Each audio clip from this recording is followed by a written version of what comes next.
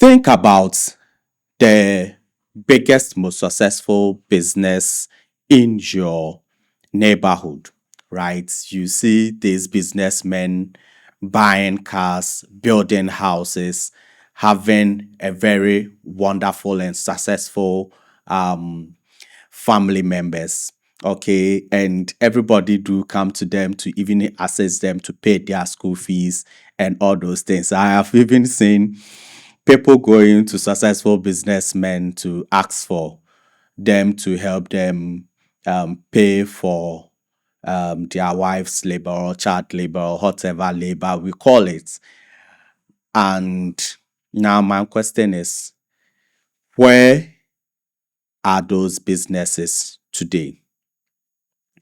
Research by on Ghanaian enterprises has shown that 80% of businesses die early. And out of those who survive, barely 10% of that number even survive to the second generation. In my experience as an accountant and somebody who follow business of Ghanaian enterprises, this is something that I have also taken notes on. I've read a lot about them, and I have actually experienced some which I can mention. There are so many of them who are around us. And the whole point is that the moment the company owner, right, the moment the sole proprietor falls sick, travels for a month, or pass away, the business dies along with them. All right, millions of cedis in value completely wiped out. And we keep wondering, why does this keep happening? Why does this keep happening? Is it as a result of spiritual attacks? Is it bad luck? Or is it system failure? Today on Disclosures Podcast, we are diagnosing these founders trap, and I am giving you the exact blueprints to overcome this situation where you can really build a business that will transcend your life.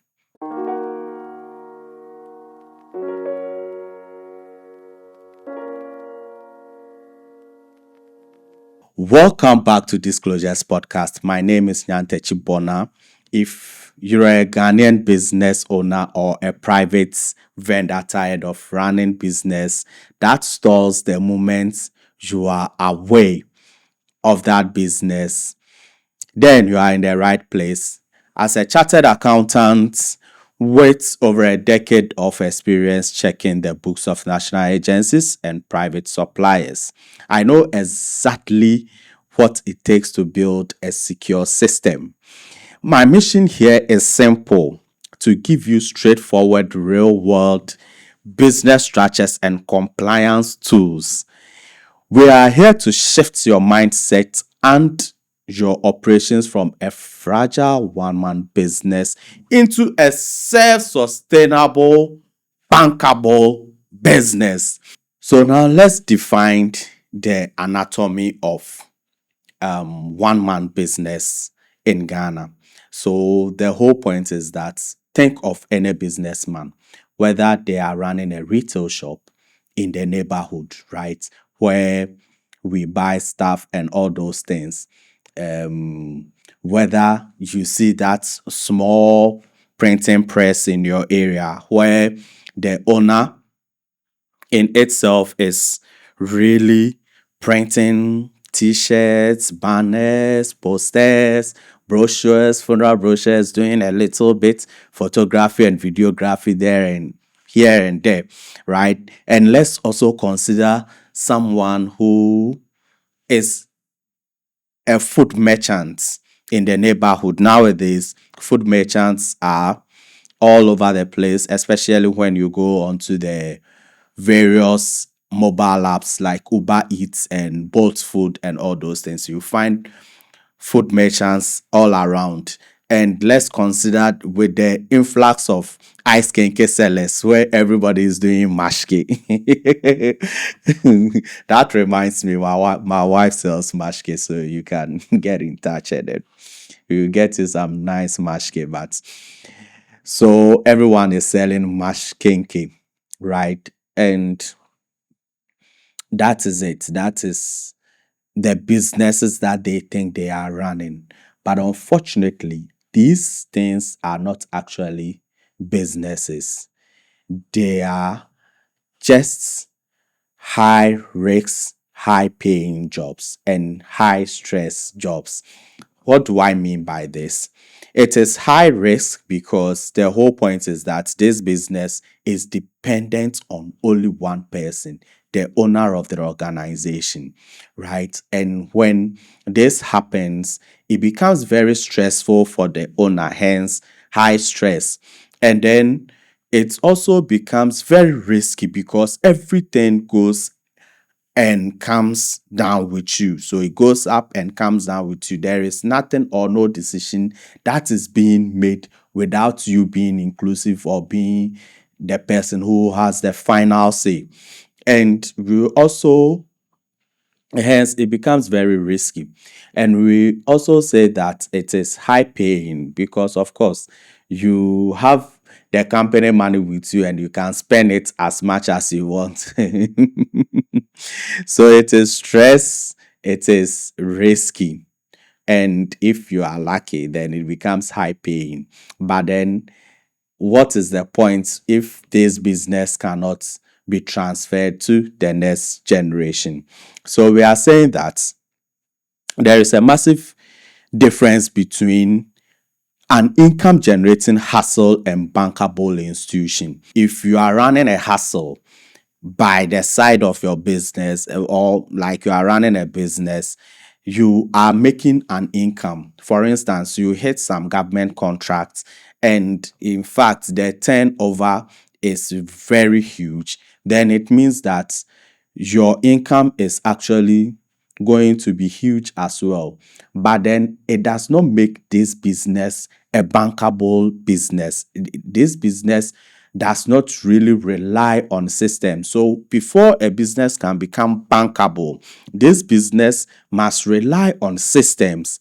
There must be controls in place, and there should be a way that decision making is clearly stated, right, in governance issues, in how we take decisions for the business. This must be what clearly stated to generate value. And whether you are in the office or you are outside the business is running with or without you. Now, why do founders actually find the need to be present all the time? Why do you want to do that? And most of the issue, I have put them in about three contexts. The first one is the pride of total control. The second one is the misunderstanding of compliance, right? And finally, the trust deficit. So let me explain what I mean by this. The pride of total control. In our business culture, we wear over work like badge of honor, right? We feel like, yeah, I'm champion. I run this business, I run this organization, and that becomes our sense of pride. Like, Poskaya, yeah, I'm the founder and CEO, the proprietor. Those of us who went to the small, mini private schools, you will realize this when director is coming, everybody is shaking. We are sweeping, we are painting, we are diving, and trying to find some hole and hide. When we say proprietor is coming, you realize that everybody is on their toes and we are doing jagger, kind of. The moment proprietor walks out, everything comes back to normal, right? So we want to pride ourselves with that kind of arrangements. And then the misunderstanding of compliance. So many business owners view registration of their business, filing of tax, and auditing as trick used by government to take their money away. Okay, so why should I register my business? It is making money. All right, now I'm fine. Why should I file taxes if nobody is chasing me to come and do this? Right? And then why should I even get my books audited if I get my books audited and I declare profits? Then it means that I would have to find a way to even pay tax. So you realize that in this country, people even don't want to speak about their income at all. Anytime we are online or we are in a public space, we feel like the moment we declare our real income, right, we will have a sense, we will catch the attention of Ghana Revenue Authority and they will come and find out and tax us, right? But the whole point is, what is the essence of running your business and hiding your figures and not putting them on systems? And then there is the issue of trust. In episode 14 of this podcast, I did a solo podcast and I spoke about how some business owners are complaining bitterly about the fact that like employees are not trustworthy, they have no integrity. So this trust deficit also causes us to force ourselves to be in the business all the time. We just have to be there. We don't even want to blink. We feel like our eyes are the CCTV cameras within the organization. So there is this trust deficit also where we cannot get the right employees to work with them. So these are the major categories where businessmen would want to form parts of the organization. They want to be there always. First, the pride of total control, misunderstanding of compliance, and then the trust deficits. The four fatal flaws will be that when you see one man businesses running their businesses, okay, the first thing you are going to realize is the fact that they do co-mingling of cash. When we talk of co-mingling, we are looking at the situation whereby my money, my personal money for my personal use is the same as the business money. The funds are together. So if I want to pay my child's school fees, I go into the business account and pick money. If I want to go on a date with my wife, that's where I pick my money. If I want to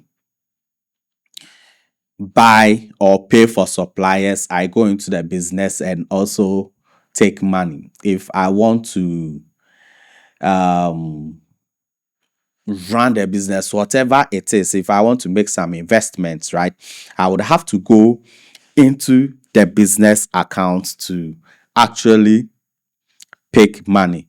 So money comes in from the customers Momo account and then their cash payment, and it goes straight into the founder's personal pockets. So when you go to the marketplace, you see the women with some wallet strap on their waist. I don't know if they still have it. It was a fabric kind of wallet. They call it jankuri. You see them with their jankuri on their waist, and that is where all the money that they receive from their business is going to. Sometimes you want to pay vendors or businesses with mobile money, and they will give you their personal accounts or their personal phone numbers as their mobile money wallets, right? And when the money is there, there is the likelihood that you can use it for your personal issue. The second flaw is the flaw of brain storage versus standard operating procedure, right? With this one, what's really happening is that everything that goes on the business is within the brain of the CEO. This is within the brain of the CEO. It is in the mind of the CEO. We keep every record of the organization in the mind of the CEO, being it's the customers, our creditors. Some try to put it in some messy notebook and all those things, but most of the time we keep this information in our mind. So somebody came to buy banana from us 5 cedis. They said they will bring the money next week. It is in our brain. Oh, we bought 10 bags of water last week, and that's also remain in our brain, whether we paid for it through cash or whether we paid part and we are yet to pay the rest, or whether we have not even paid at all.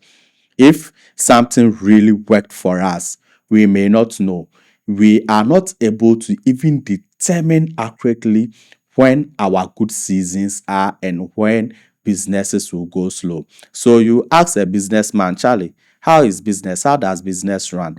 They will tell you, oh, business is full of up and downs. But if you want to go straight to the point and ask them, so when is your down moment and when is your up moment or your booming moment, they might not be able to tell you this.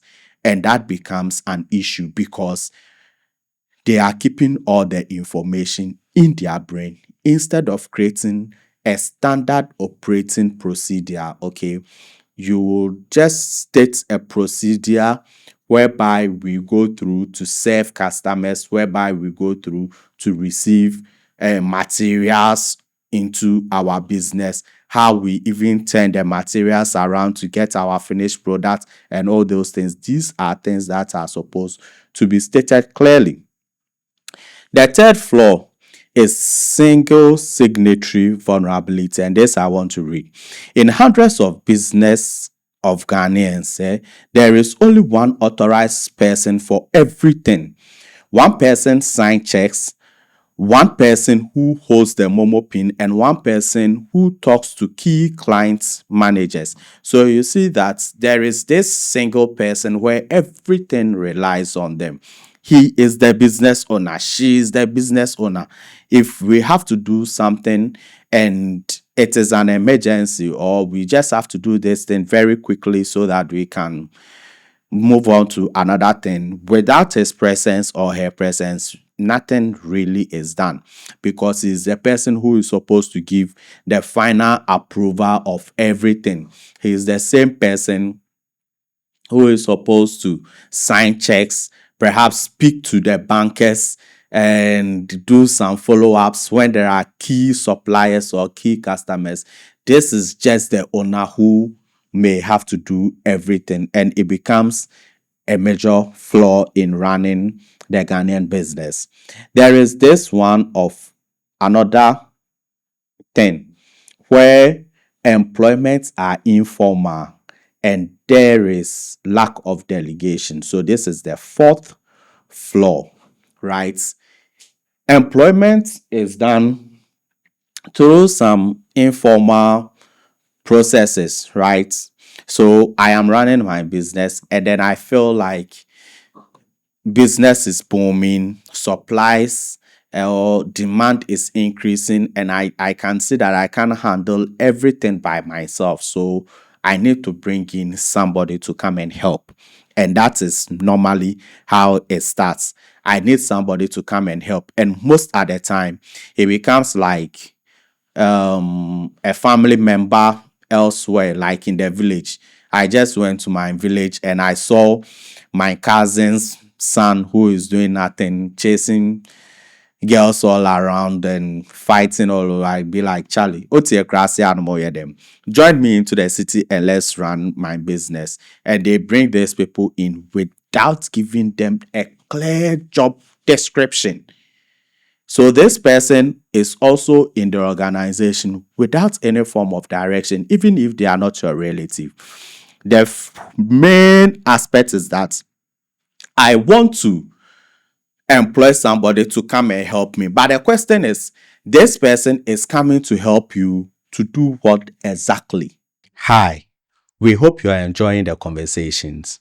Sorry I cut in this moment, but there is important information that I have to share with you. We need you to subscribe to this channel. We need you to subscribe to this podcast. This will enable us to grow our community. So, how do you fix the founder's trap and build an enterprise that really outlives you. Okay, you do not need any form of MBA or some kind of experience to actually do this. All you need is to follow my simple 4 pillars, right? There are 4 simple pillars that you can follow in order to come out of this trap of one man thing, everything being on you, and ensuring that you are building a business that will not need your presence physically. The first pillar we would want to talk about is execute the separation of identity. Execute the separation of identities. And when we talk about this, what are the strategies that you are going to deploy? You have to register your business entity. Okay, that is the first thing you need to do. If your business is not registered, you register your business entity. And in episode 15 of this podcast, we actually spoke about business registration and the process that you have to go through to do that. So the link of that episode will also be in the description.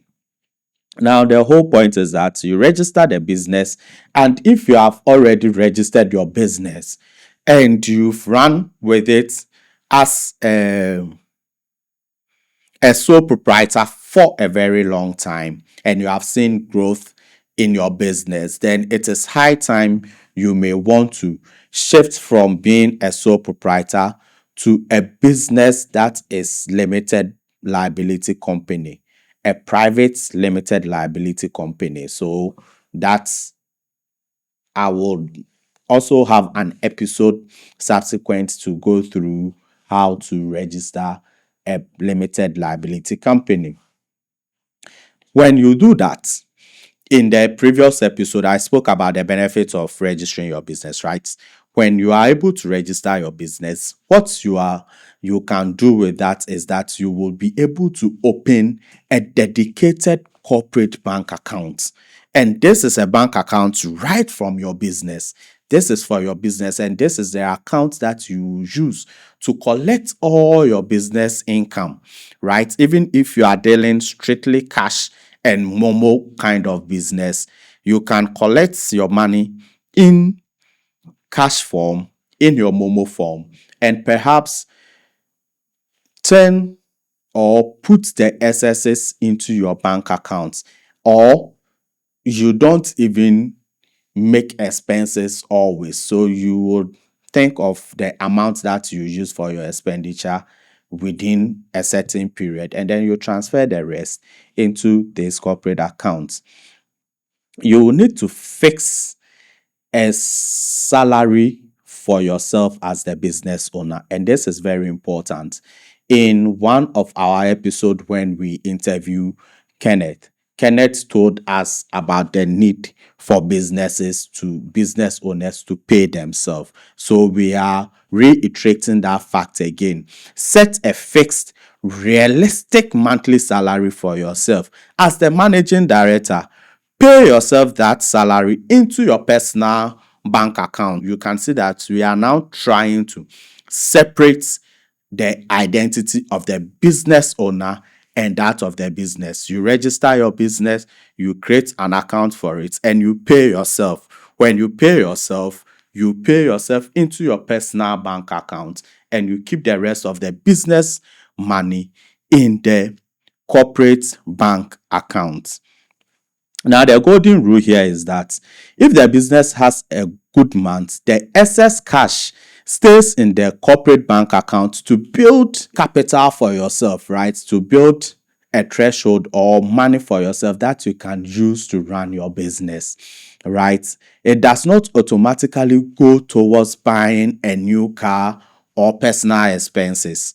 Do you get what we are trying to say? So, what I'm trying to say is that if I mentioned that when you run the business and then you are paying yourself, you are creating the business expenses through the corporate account and you are paying yourself. The excess money will continue to remain in that corporate bank accounts, and you can expand your business with that money, right? Or even if you don't expand your business, there are some times where you can even get the opportunity to buy some raw materials for very cheap prices or at discounted price. And because you have been able to keep money in your bank account for some time, you can go there and take the money in your bank account, your business bank account, and take advantage of the discounts. So that's what I mean. Now let's look at the second pillar. Build a 4I internal control system. So now we are back to building systems. We are back to having controls in your organization. And over here, we call this segregation of duty. Okay, all that we are saying, Abrofo Semni na say, don't have people to check on people's schedule or people's work. Okay, so if I am, let's take, if there is somebody, you are in a retail shop, right? There is someone who will create an order for your customers to say that, okay, so we are running this wholesale groceries business.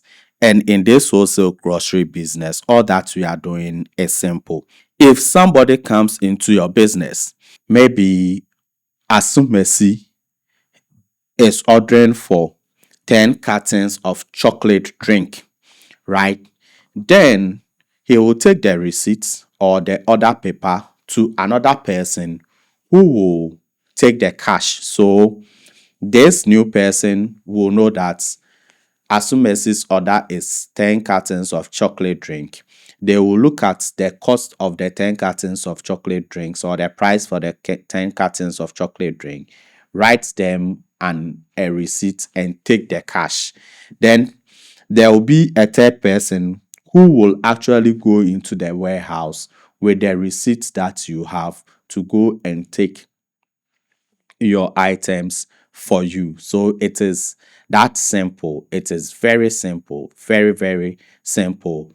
I think if you go into these electronic shops, let's say you go to Hisense to buy stuff, you see this practice that I'm referring to. So you walk into a Hisense shop, all that you are going to see is that maybe you somebody will be with you. They will tell you, you will see the prices. I want this fridge, I want this air condition, I want this um television, right? You know the prices. You go to the counter, one person will generate the order for you, and then you pay them. They will issue you a stamp receipt. Then you take the stamp receipt to their warehouse where the materials or your purchase will actually be delivered to you. So you do not have only one person doing all these things. Anytime somebody is doing something, there will be a check on that person because another person will take his or her output as his input to also do their work, and you can find traces for auditing purposes, right? Now, the third pillar is creating living standards of operations.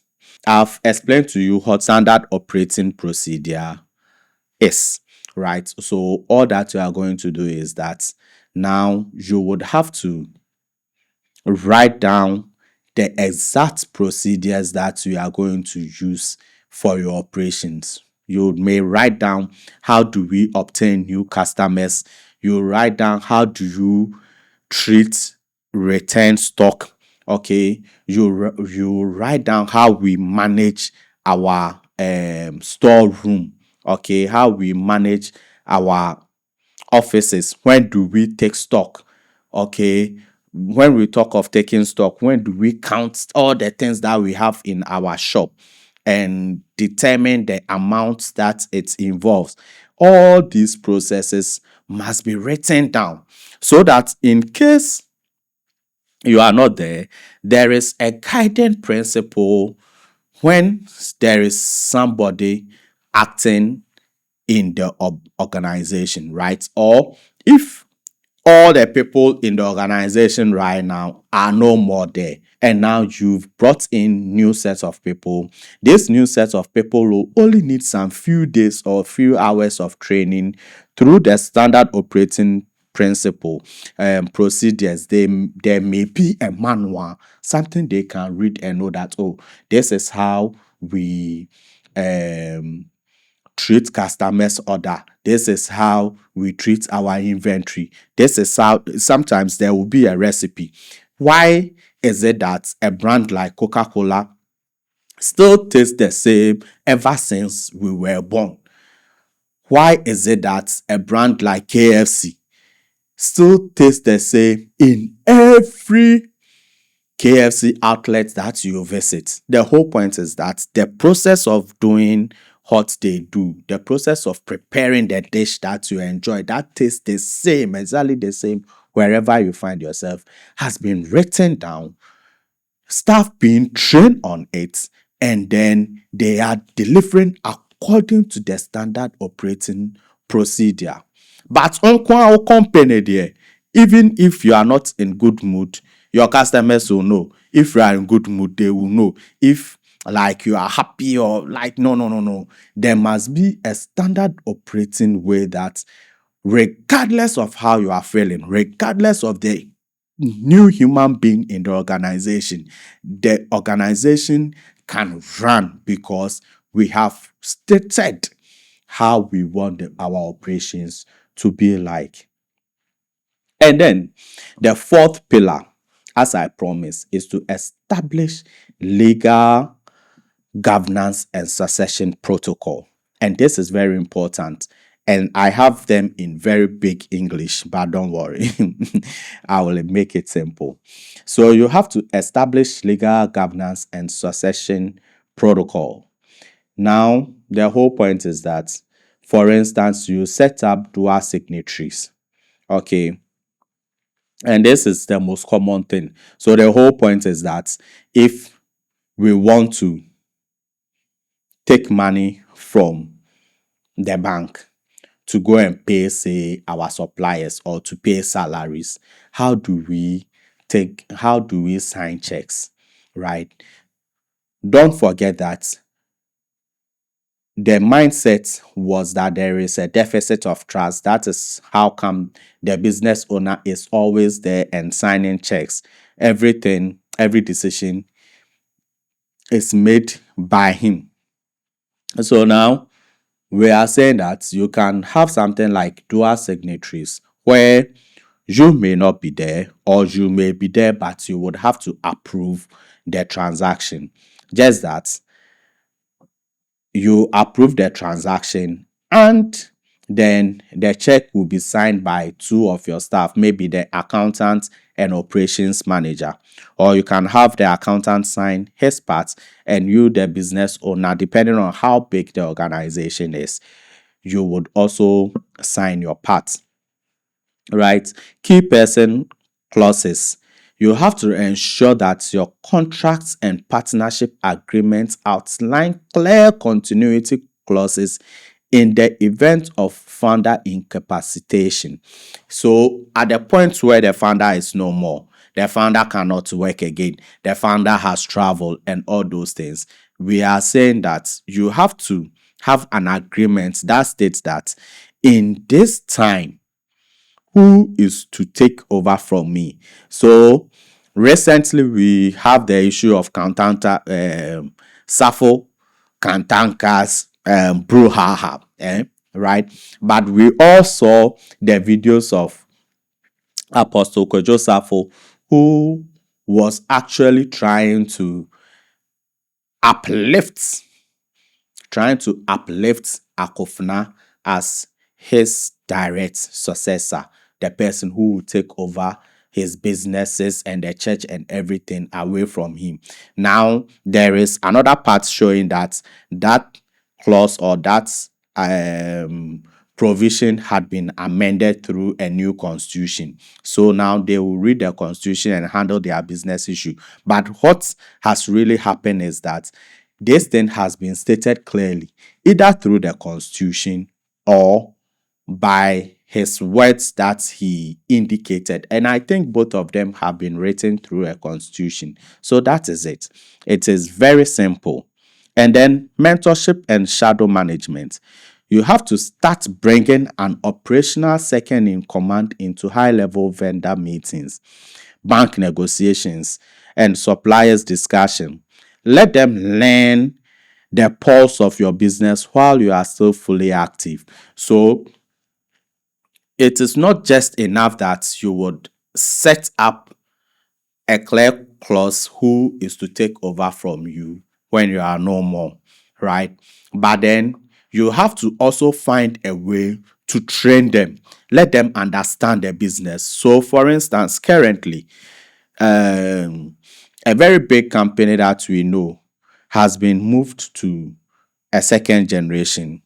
I think Kasapreko business is being run by a second generation. This new manager, he is not new, but he has taken over from the original founder, and he was involved. There was at a point in time where he was an employee. If you like, you can also consider despite groups. You can consider how you always hear that. What is his name? This Kensi, the man, the despite son, I've forgotten the name, but you consistently hear them that they are calling him as the general manager anytime they call executive producer Father Dixon, right? Then you hear them also calling their son's name as the one who is the general manager. And he is also actively involved in management of Peace FM and Despite Media. I don't know about the other organization. And you can see that he is also being well trained, well educated for this mantle. I can mention the companies of Dr. Duffuor, where Star Assurance is being managed by one of his children. There is another company. I think there was a banking business that he owns, which was being managed by his son. Was also Dr. Kwabena Duffuor. You realize that there is a clear cut of handing over the business to a next successor, but it doesn't just go away. You need to train them, bring them into the business. So, friends, this is it. We have gone through some issues on how to build a company that will outlive you. And this is the conversational status. So you need to come in with your comments, add-ons, disagreements, and where I forgot Kensi's original name, despite son's name, you can remind me on the comments session. But this is where we end today's episode of Disclosures Podcast. Don't forget to like, share, and follow on Apple Podcast and Spotify. See you in our next episode. I'm out.